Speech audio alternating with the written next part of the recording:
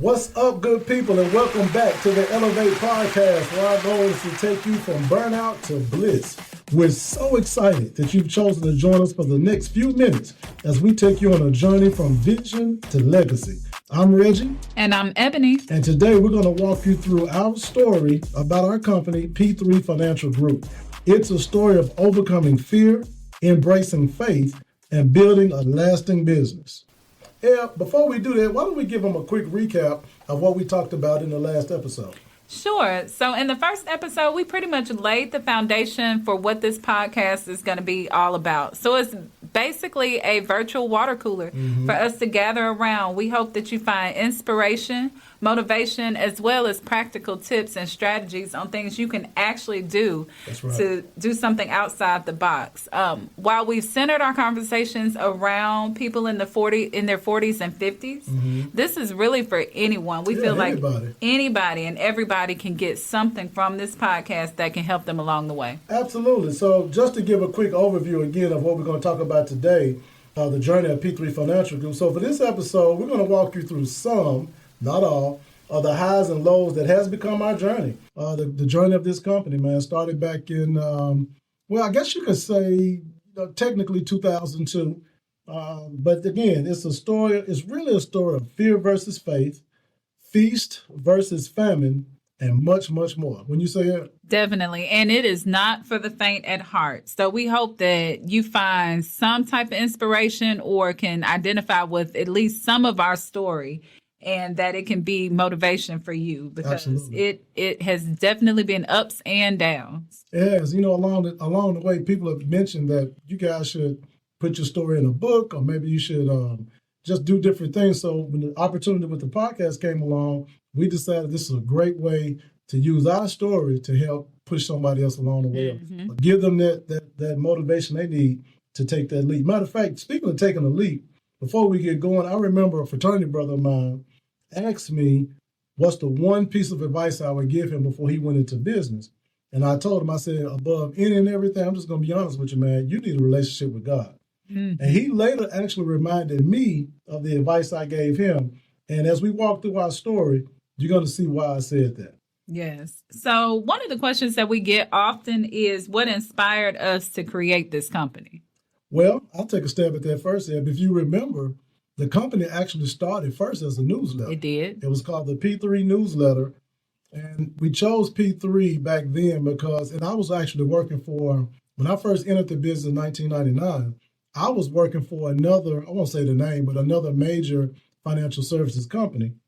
I started the newsletter I wanted to help my clients plan out what they were going to do, protect what they have, and prosper.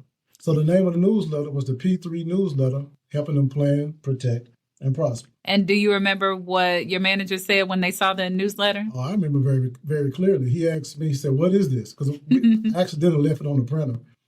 And he asked me, "What is this?" And I told him what it was. And I remember what his response was. He actually told me, "We don't want to educate clients here. We just want to sell them stuff." Which is crazy. And told me to immediately stop doing what I was doing. And I really believe, as I look back on that, I think that was kind of I don't know if I could say it was the seed, but it was definitely a prick. It was a prick that made me be like, something ain't quite right. Quite right here. So, so to my aspiring entrepreneurs out there, sometimes it hits you like a flash of light. You got to do something different. Other times it's a little more still, but what you'll find is that something kind of agitates you. And just a little push. A little push. And you should pay attention. You should pay attention to things that make you feel uneasy or just don't seem right. Yeah, just something felt a little off from that point forward. So another question, just so you guys know, we're using questions that people have asked us down through the years as a guide to what we want to share with you all today.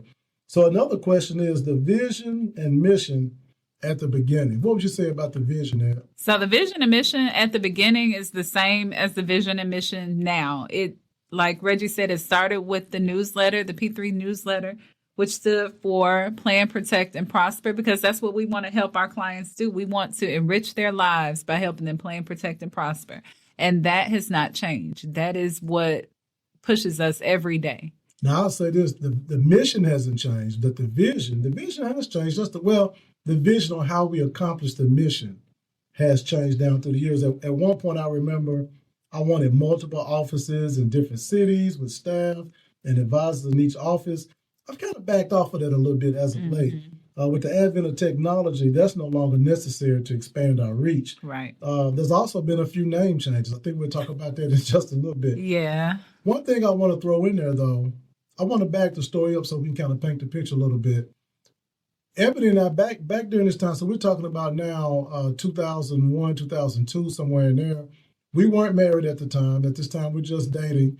And she completely bought in even early into this vision that I laid out there. So I just want you to take that in as we walk down through the story. And it's important. One of the things that I can say is that every step of the way we did this together. Yeah. And it helps when both people are, and that may not be spouses, it may be business partners, it may be siblings, whatever your support system or whoever you're doing this with, it's important that you all are on the same page and pushing this thing forward together. That's exactly right. I think I want to tell them about the night that I left the company that I was with. Okay. So when I finally made up my mind to leave, I knew the time. Well, I wasn't 100% sure the time was right, but I knew I was ready to leave. The funny part is, though, I wasn't 100% sure. Maybe 94%. So, and I want to add, so in between the first kind of prick with the newsletter and what his manager said on the newsletter and the night that he decided to leave, there were several things in between that continued to push. Exactly. Yeah, there was some different overtones in the office that wasn't quite right. It was a couple of things that was kind of, again, just pricking and pushing. And looking back at it, I believe it was God saying, making me, it's kind of like when a mother eagle makes the nest uncomfortable so that the eaglets, if that's right, will want to leave the nest, if you will. So I really had got to a point where I was very uncomfortable. Right. Mm-hmm. But anyway, the day I decided to leave. I packed up everything that I was taking with me, and I didn't actually, though, clear it out to later on that night after hours. And the reason I did that, I told Evan, I said, just in case I wake up the next morning and want to go back, right, I could do it. So I throw that in there just to say, sometimes fear is still there, but you just got to push on. Right. So, yeah. Go ahead, Ed. What you about to say?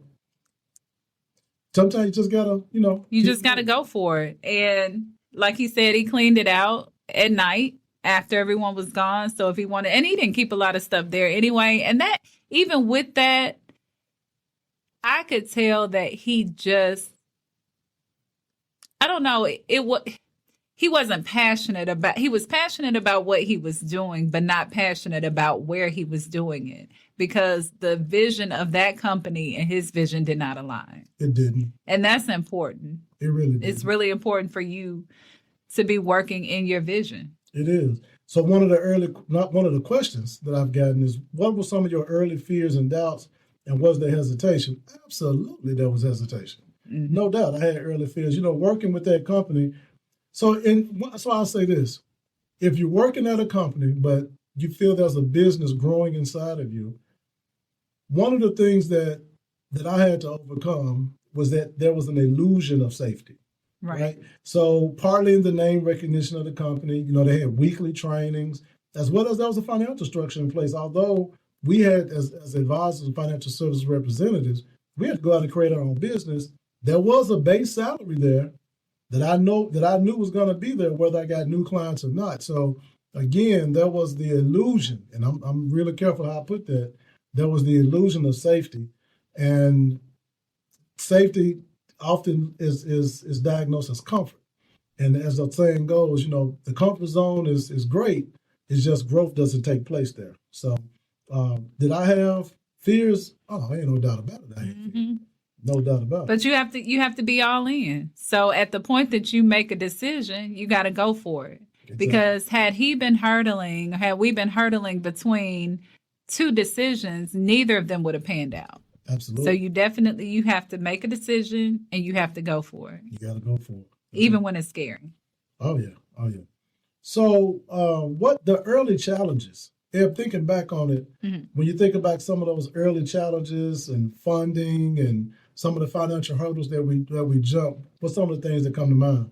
So definitely just initially the funds to get started. So at the point that he grabbed his last item from that company and we walked out that door, all we had was an idea. Yeah, that was it. So then went to sleep. The next day when we woke up, guess what? We have a new business, but we don't have any clients. Yeah. We don't have any business cards. We don't have any letterhead. I'm not even 100% sure we can say we had a business. Yeah. I think we had an idea of a business. But still you have to get started somewhere. And in our case, this is where family really helped. It is, man. My mother, she jumped in, and I look back on that for her. And my mother, she was a career person. She wasn't an entrepreneur or anything like that. But I reached out, and she loaned me $3,500. And I'll never forget, I remember using that for the first round of business cards, letterhead, bought my computer because I had to leave the computer there. That's right. I put some on the website, and I think it may have paid 1 or 2 months rent actually, I initially started in the townhouse that I was living in, but I think I still had a little bit of that money, and I used I think the first 3 or 4 months I worked out of the townhouse, and then I used it to pay 1 or 2 months rent at a very small one-man office space. But that was then, let me say this.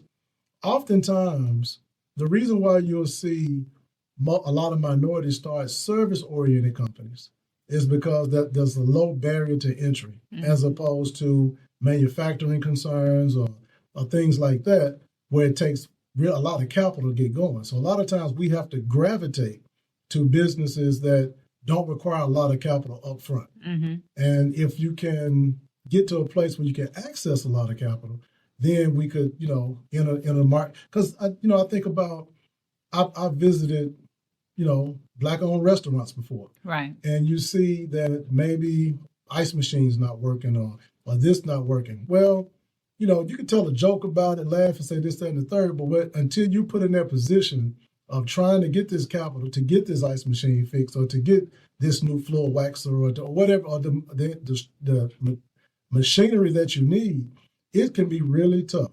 Most of our businesses are self-funded. And like you said, the least amount of startup costs for our businesses usually end up being the best because we don't have that same access to capital or don't know how to get it. Right. That's what I'm saying. So, yeah, man, getting your hands on the funds you need to get going is absolutely crucial, absolutely critical.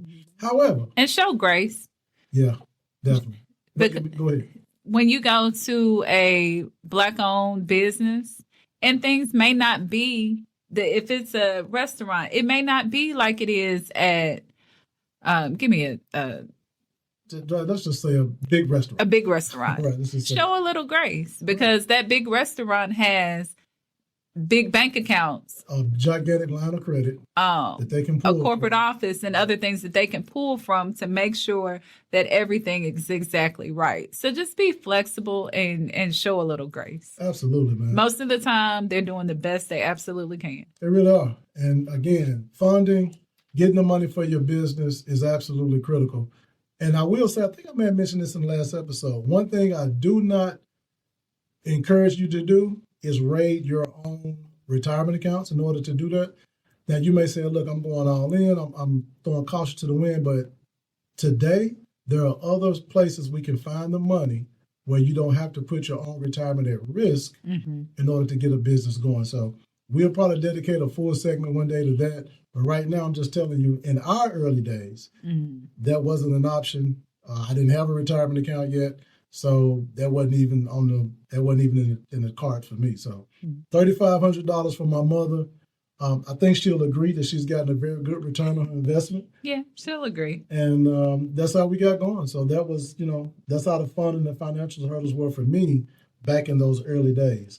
So we talked about the financial hurdles, but okay, so now we have business cards, computer, website, etc., but no clients. So how did you go about getting your first clients? Oh man, I can remember that like it was yesterday. Well, one thing with the previous company, I signed a non-compete clause. So in Tennessee, they aren't that enforceable. However, it did exist. And specifically what mine stated was that all the customers or clients I had with the previous company, I could not take them with me unless they specifically requested in writing to go with me. Okay.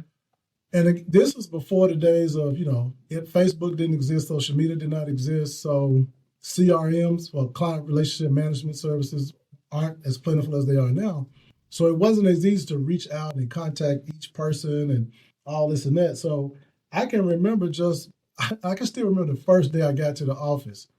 Moved in on a Sunday, and that Monday morning, shirt and tie, back then I wore shirt and tie every day. I was just so excited. Showed up, sat down, got to my computer, and just literally sat there looking around this nice office space. And of course, there's no possible way the phone's going to ring because no one has the number.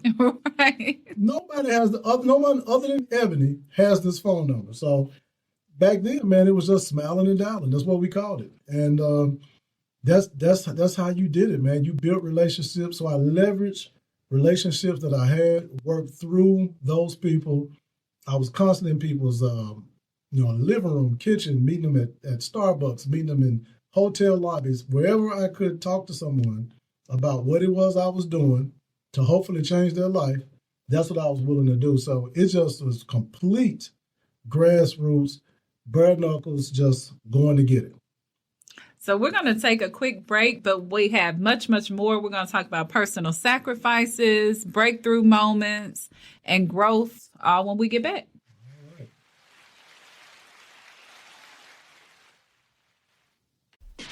And we're back. Okay, so you're in the office. You've got everything set up. You're dressed. You're ready to go. And now it's actually time to work. Yeah. So what were some of the mind shifts that you had to do or personal sacrifices to actually start this company and make it work? Well, let me deal with the mindset shift first. So I want to be clear. There was 100% fear there before I left. And there was fear there as I was leaving. But shortly after that, my mind went from fear to competition mode. I always work best in competition. In my mind, I was competing against my old sales manager. I was competing against everybody that would say little slick stuff and they walking down the hall. I'm like Tupac. It was me against the world. I was competing against everybody. And me.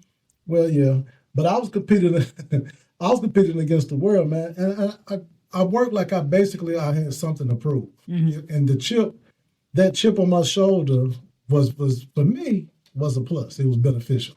That was my mindset was, again, I got to make it happen. I'm not turning back. The bridges are burned. Let's go. I can remember during that time period, and it's really amazing and I've heard other people talk about when that it's a certain energy that you get. I can remember starting to work the day I wrote all the content for the first website. I started around 5 o'clock that evening, and literally at 6, 7 the next morning, I'm still typing away till that evening. I worked almost 26 hours straight. That's grinding. Yeah, but it was like I couldn't stop. It was like it was in me, and my fingers wouldn't stop until I got every page typed myself with no copying and pasting, none of that. It was like the energy just couldn't stop flowing. I was in the zone. It's like opening a floodgate. Once you get into a zone, and for me, that usually happens at night. I'm a night owl. Reggie is not. He's an early bird. So he has his energy and his creativity, and he's just flowing in the morning. I'm the opposite. At night, when the house is quiet, I can go. And if I'm really into working and really into something, I have to make myself go to sleep. Yeah, I found my way to the bed very quickly. But I'm up pretty early too. But yeah, man, it was that energy just flowed. And remember, we bootstrapped all of this. So we did talk about websites, letterhead, and business cards and things like that. I was still working in corporate. So he would be working all day. I would have my day job. And then when I would come home at night, I'm working on other things that I can do to support P3. Absolutely. So we were nonstop almost every day. Well, definitely every work day. We always take a break. Yep. You know, when I think about some of those breakthrough moments, I want to go to a story that's, and I guess I'm going to kind of jump a little bit. This is around 2003, 2004. I decided that I needed to be a certified financial planner. Mm-hmm. Very few people, there's a lot of financial planners out there, very few of them are actually certified by the CFP Board of Standards. So back then, the test was a 2-day test, 10-hour test, 5 hours each day. And I did all the necessary studying. By God's grace, passed the test the first time.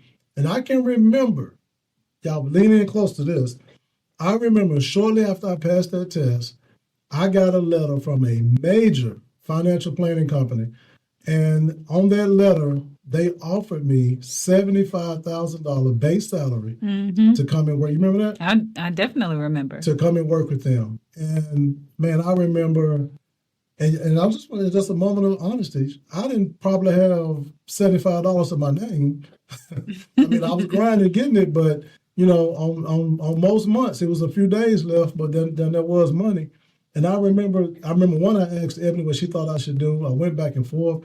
Quite frankly, to be honest, I was trying to figure out, okay, how can I work for them, get that base salary, but then really be better my own business? And I quickly perished that idea because that's just not right. Either if you're working for somebody, you need to be all in, or if you're not, man, at least have the backbone and say, you know what, I'm about to do my own thing. Don't ever rob anybody like that. But anyway, I asked Eb, got her opinion, and to her credit, and I was kind of surprised. She said, you know what? Don't do it. I sure did. Don't do it. I was at work. He emailed me the offer letter. Yep. And as hard as it was, I'm just being honest, it was hard to turn that down because, again, I wasn't, now, in my previous life, I had made that kind of money, but at this point, I wasn't really making money for like the last few years. Nothing to really, nothing to write home about. So that was big, man. And that was definitely a watershed moment because the guy followed the letter up with a phone call and I basically said, thanks, but no thanks. I'm on a mission. If you don't believe in yourself, who else is going to believe in you? Exactly. And there may be someone else that I was there for him to give him perspective and give him my opinion. But even at the end of the day, that was my opinion. He still had to do what he felt was best. And either he believed that he can make this company work or he didn't. Now, he had the credentials. So if he had said, you know what, I can do this for another company and be happy, that would be fine. But I knew deep down inside that he would not be happy working for this company, which is why I said don't do it. Absolutely. And I'm gonna fast forward right now just a little bit. Let me preface what I'm about to say. By God's grace, I want to say it again so no one thinks we're bragging. By God's grace, we're now able to pay people what that enticing offer was for me.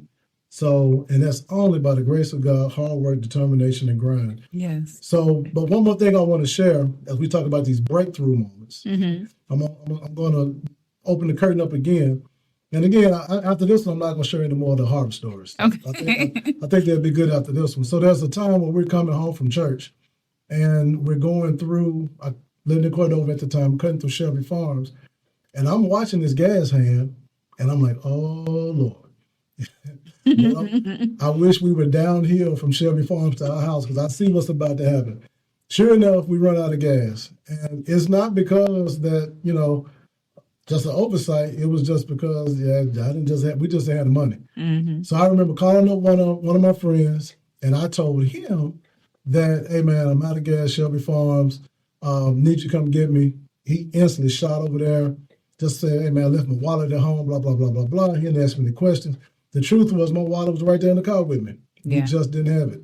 And again, I've been blessed to be surrounded by good friends and people that actually cared about us. So even though, dealing with a friend, there's still a certain level of pride there. So, but I just think about those dark days, man. And you talk about breakthrough moments. A lot of times, the breakthrough moments people want to hear about is, when you knock down the six figures in a month, or when you knock down the blah blah this and that. Now I'm gonna tell you about the not so pretty side. We're gonna get to the other stuff, but just trust me, it has been a journey of faith.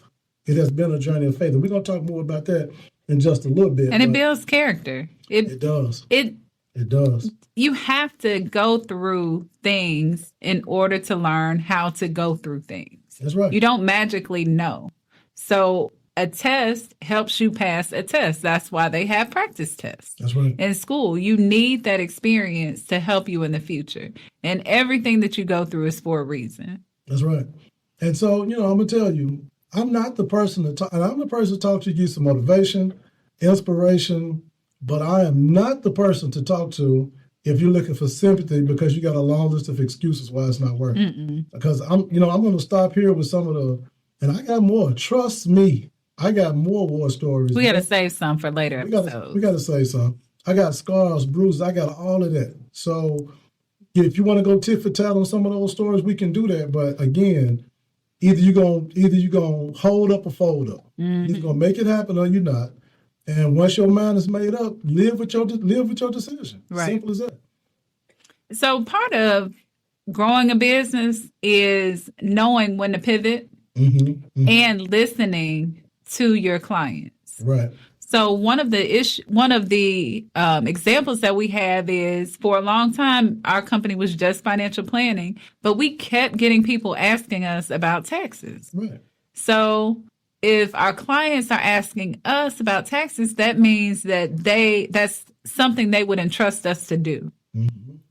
My background is in accounting. So back in 2009, we decided to add taxes to our company services and kind of just grew from there. But we were talking about sacrifices. Back then, Reggie would be at our financial planning office all day. And then he would go to our tax office. We actually had a separate tax office from the financial planning office. It was over there off Airways and Ketchum. I would be at my corporate job all day, and then I would go to our tax office. And this is where having a support system could help because my mom stepped in with our girls. Right. She would pick them up Monday through Thursday, feed them, get them bathed. We would leave the tax office about 10 o'clock at night, go by her house and pick them up. And the next day we would do it all over again. Well, if you remember when we first expanded to Jackson, Tennessee, where I'm from, you would drop Raven off at my mom's place. Yeah. And my grandma would watch her, and you go to the Jackson office, do taxes, and then it's always been a team effort over here. And you gotta, it's hard work. But you have to work hard. You gotta work, yeah. You gotta work hard. Like nobody's gonna give you anything. Was it taxing? Yes. Was it tiring? Yes. But do you want it bad enough? I'm gonna share absolutely. I'm gonna share one more thing, and then we're gonna move on to some more of the evolution. Here's another thing, guys, that was tough for us early on. I can remember. Most of my good friends, I'm their financial advisor, have been for years. And as they were matriculating and getting promotions through their corporate jobs, I remember thinking, man, have I made a mistake? Because I'm looking at, they got certain accounts that's growing. Everything I got is getting smaller. They go, and I'm talking about for a good number of years. I'm not talking about months. Right. I'm talking about this was for years. So I started to second guess if, in fact, I had made the right decision. Because I'm starting backdating like, okay, I got about this many years left to try to put something together.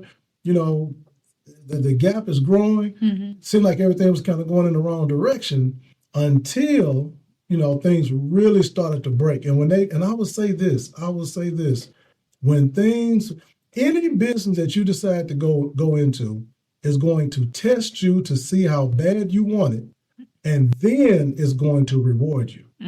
But the reward, the time frame, when that reward starts to come, it will be much shorter. It will be much faster than the testing period ever was. So just know, man, when that thing breaks in your favor, oh my goodness, just get ready. That's all I can tell you. And just to clarify, when we talk about the decision we made versus the decision our peers made and everyone's respective career paths, there is not a right decision, a blanket right decision, but there's a right decision for you. That's right. So you have to do what's best for you. Absolutely. So whether that's being an entrepreneur, whether that is climbing the corporate ladder, whether that is even having a job where you don't have to take it home. Yeah. It's what is best for you. So, Ebony, let's talk a little bit more about, that we kind of fast forward the clock up around 2012, 2013, somewhere in there, and just how the leadership started to evolve. Ebony already told you all about how she came on board, started to do taxes, although, keep in mind, she was preparing taxes for clients after her corporate job in the evening times. But just talk a little bit more about the evolution and things like that. So as time went on, the evening time, it just wasn't enough time. So people started referring more and more business. And again, I talked about you have to pivot. So at each stage, we had to look and say, okay, what is something we can do different now? And we decided that the tax and accounting portion needed more attention. So we needed to put more effort into that. And it ended up growing. And then we also looked at overall, okay, now we have a 2-man shop. How much can we actually do with the 2-man shop, or is it time to grow? That's right. That was our first step. So we actually brought staff on, if you remember. We brought support staff on while Ebony still had her corporate job. We did. So we knew the business was not yet mature enough for both of us to only rely on the business. So we actually had an employee before Ed was full-time with the company.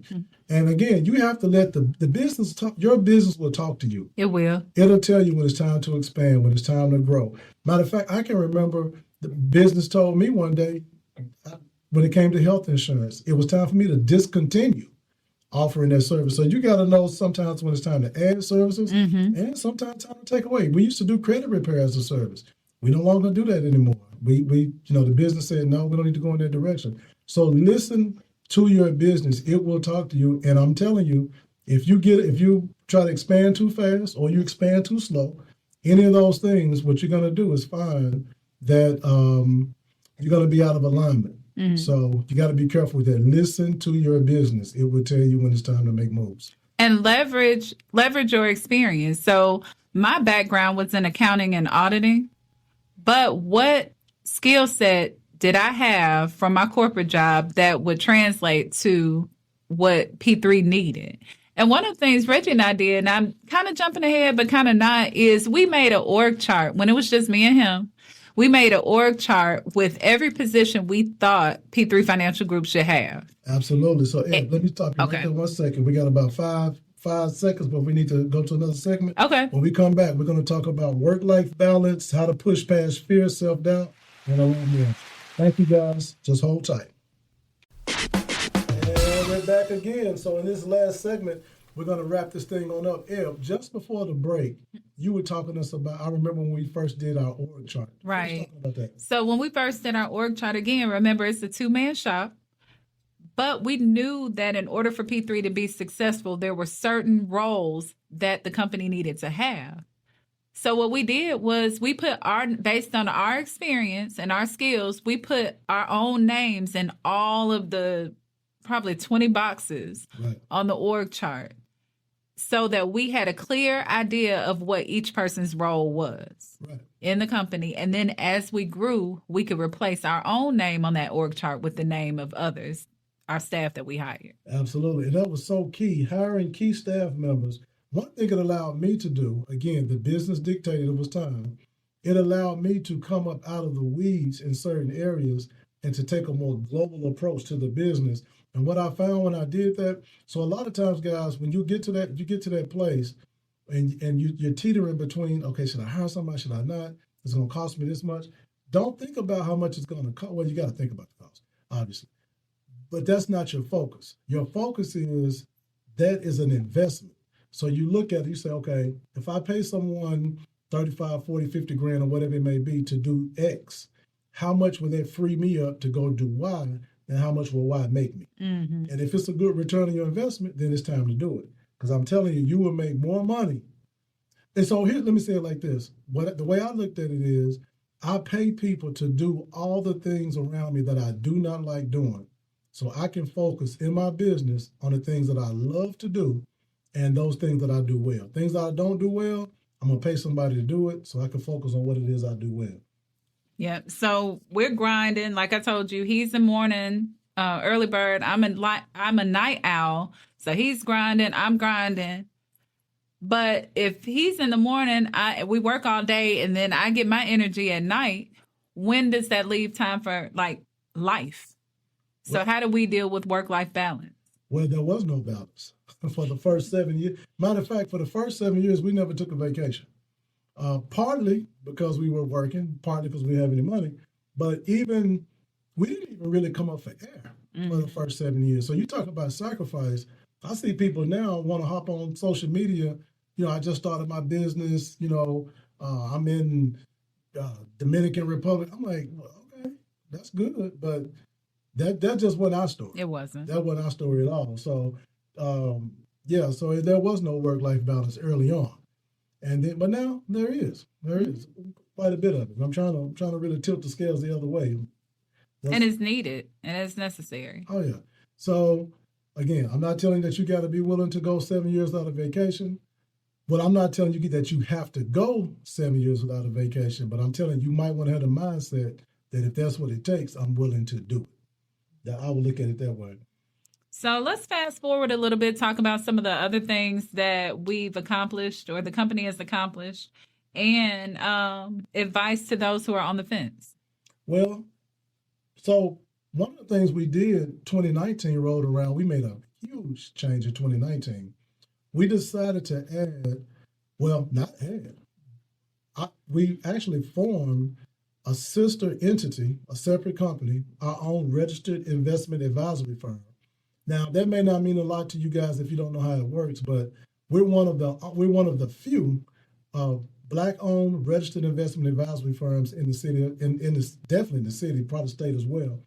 But by forming this, we went into a whole different playing field that allowed us to really have more independence, more freedom as it related to the investment side of our business. That was huge because I'll tell you, that put me back into a learning space that I hadn't been in for years. Because by this time, our core business, P3 Financial Group, is rolling along. Money is flowing. We're doing very well. So when we decided to add P3 Wealth Management, again, separate entity, it put us back into learning mode. We had to learn how to run an RA. That's not just, it ain't nobody with a manual saying, hey, do A, B, C, D. That's right. Not how it works. And building mode. So, and growing mode. And it took up, I will say this, doing that took up more bandwidth than I originally anticipated. But again, one of the best decisions we ever made because it kept us independent, and it took us to a higher level of our service for the clients that we serve. Definitely. That was a very good move. And each step of the way, we're always looking for things that we can add or ways to pivot to better service our clients. But having our own registered investment advisory firm was definitely a good move for us and our clients. So I know we were going to talk about faith and fear. Yeah. That was in our introduction. That's the theme of this. Right. Self-doubt. We've talked about practical things. We've shared our story, the ups, the downs. But at the core of it, how do we help somebody push past their fear and their self-doubt? Well, let me answer that. One way is you got to understand something. Faith does not remove fear. That's what's taught, but it's just not true. Faith, I'm going to say it again. Faith does not remove fear. What faith does is give you the strength to act in spite of the fear. Action is what removes fear. All right? So you have to, you've heard people say, if you're scared, do it scared. Right. But it's the doing it that removes the fear. Okay? Action, faith without action, which is another word for works, is dead. You can have all the faith in the world. You can say, I got faith. But if you're not moving, if you're not acting, you can forget about it. So when people, so if the question is, how do I get over the fear? You got to do it. You got to do it. You can't be paralyzed by fear. No, you can't. You absolutely You'll be can't. stuck in the same place. And we talked about that in the last episode. Fear imprisons people, man. It does. It does. It really I don't want to rehash all that, but again, if it's something in you, you want to get it out. There's an idea that's growing. It won't leave you alone. You're fearful. Just do it. And you got to remember, if you have a good idea, good ideas don't go away. They go to other people. That's exactly. So if you have an idea and you don't act on that idea will go to someone else who will. And you'll look up and you'll be like, I had that idea. Yeah, but you didn't do anything about it. You didn't do nothing about it. That's exactly right. That's all it was an idea. Mm-hmm. No action. No action at all. And you talk about self-doubt. Well, again, I think we dealt with this before. Self-doubt is really rooted in a fear of what people may say. You got to find a button, the switch that's inside of you that says, basically, to hell with what everybody else thinks or says. Mm-hmm. You know, my pastor, I don't know if I'm in trouble with my pastor right now, maybe my mom, but that's what that button or switch got to say, man. I mean, you know, again, people going to talk. Man, I don't give a doggone about what they got to say. True. You know, talk about meet me at the bank. Let's talk about that, and then we'll be fine. Okay. So, Ebony, we're in the final stretch of this segment here. Tell me, because on your side of the table, you do help people form business. That's one of the things that Ebony does, guys, in case you didn't know that. Tell me in your words, what would you think are some practical steps a person that's listening to us today want to start a business? What are some practical steps they can take to get this business started? Okay. So first, you need to have an idea. Mm-hmm. Sometimes people are enamored with the idea of being a business owner, but you need to have an actual idea for a business and be passionate about that idea. Let me ask you this. Okay. Having that idea for a business, is that synonymous with having an idea for a good product or a good service? No. Okay. Why not? Because a product or service, that's one thing. That's just one part of your business. Okay. But when you start a business, you have to think about all that goes along with having that business. It's not just about that product or service. When it's focused on just the product or service, then it's a hobby, and that's fine. Mm-hmm. That if all you want to do is focus on that product, if you crochet sweaters and all you want to worry about is crocheting those sweaters, you have a product and you can sell that product on Etsy and you don't have to worry about anything else. But a business requires more.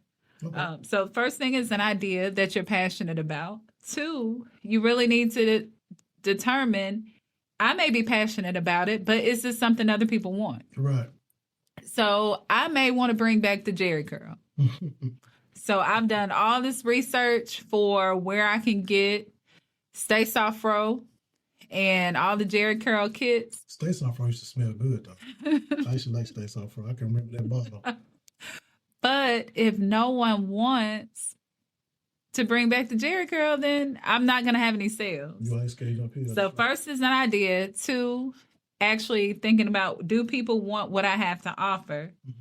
And 3, thinking about what are the barriers to entry. Mm-hmm. As we discussed earlier, service-oriented businesses have a lower barrier to entry, meaning that it takes less money to get into a service-oriented business than it does a product-oriented business.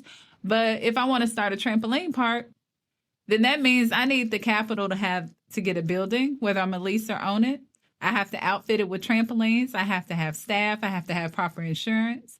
So if I don't have the means to get that, then that may not be the best business for me. Right. One thing I'll add, and that is, don't get bogged down in the research portion. Mm-hmm. A lot of times I see people, they want to start a business, so I'm going to do my research. A year later, they're still researching. A year later, they're still researching. You know what? Now you shouldn't go off half-cocked, not knowing what you're doing. Mm-hmm. So there's a level of research that needs to be done. But every research attempt or every research project should be matched with some sort of action. Correct. So if you spend an hour doing some research, give me an hour doing some action. I don't care what that action is, but do not get paralyzed in the research phase. 10 years from now, you're still researching. You just got to, at some point, you got to pull the trigger. You do. You have to pull the trigger. You do. And I get people that come to me and they have the very beginning of an idea and they're ready to for me to file paperwork to get the business going. And I'm honest with them. If someone comes to me for business formation and I don't think that they need that at that time, and they would be just fine as a sole proprietor as they're getting going, and some of them aren't even sure how they're going to get going or when they're going to get going, I would tell them that. Absolutely.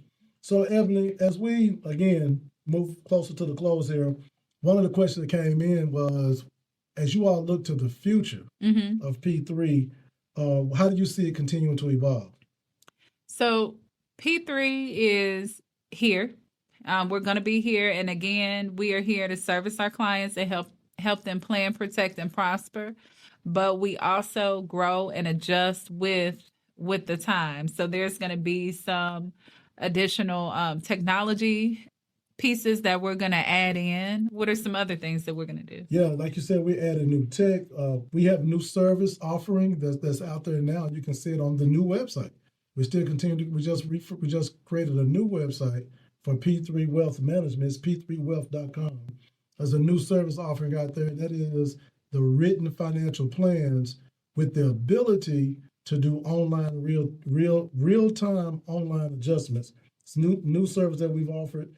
We're going to be integrating AI into the client experience. So that's ways we've been exposed to how we can bring AI into it. And we're also very proactive with our market updates. So instead of just doing these dry, market updates with just, sending you all the text, I record videos to make it, again, make that a more pleasurable, a more meaningful way to communicate with my clients. So one thing about it, guys, when your business is up and running, keep in mind that what was successful yesteryear does not necessarily mean success today. In the business, you either innovate or you die. Those are your two choices. So as we sign off, what are some words of encouragement that you have for our listeners? Well, for me, my word of encouragement, I believe with our listeners is this right here, man. You only get one bite at the apple, guys. You only get one time to shine on this side of this side of eternity. So you got to make it count. You got to make it count. Too many people go to the grave with the music still in them. I'd rather fail at 1,000 things than not try one. You know what I'm saying? So just go for it. I mean, at the end of the day, what could the worst be? You know what I'm saying? Again, that's why I tell you, you want to go ahead first, but of course you don't want to take foolish risk. But I'm telling you, if you get to a certain age and you realize that you haven't given it everything you got, or again, like Ebony mentioned before, you see somebody over here with that same idea you had, you're gonna be sick. You're gonna be sick. So my final advice I got is just go for it. What about you? Mine would be two things. One, do it scared. And the other is with great sacrifice comes great reward. You can't expect to get more than what you put in. Absolutely. I mean, that just is what it is. Absolutely.